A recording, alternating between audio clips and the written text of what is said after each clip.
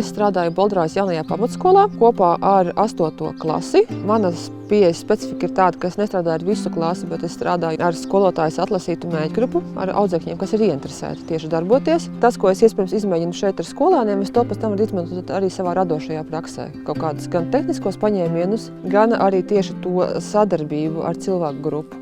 Mūsu projekts viņš ir piesaistīts tieši šai lokācijai. Skolēniem atzīmēt kartē sev emocionāli svarīgas vietas, un tām vietām radīt tādas nelielas pieminekļus, objektus, kas tur paliktu, teiksim, tā uz mūžīgiem laikiem.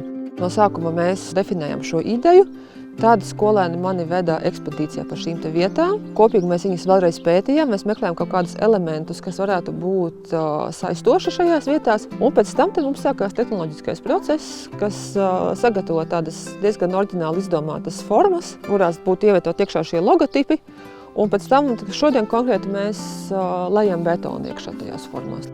Ceru, ka vismaz ar šo visu objektu veidošanas procesu var saprast, ka viņi arī var atstāt kaut kādu nospiedumu, iespējams, vidē. Man šķiet, ka caur to mākslu, kas būtu svarīgi, ir jādod pašpārliecinātību tam jaunajam cilvēkam tomēr, ka tas ir veids, kā viņš var izteikties. Mēs taisam kubus, kuri pēc tam būs kā piemiņas, un neviens nezinās, kas ir apkārt, kas tas ir, un tas smuki stāvēs. Esmu darbojusies ar betonu, esmu viņu jaukusi. Kad mēs taisījām dzīvokļu remontus, palīdzējuši paklēt sienas, bet tādus tā kā kubus, kaut ko tādu lietu iekšā, nē, es pirmoreiz.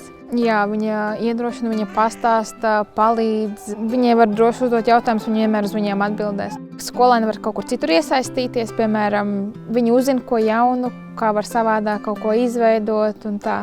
Tas ir interesanti.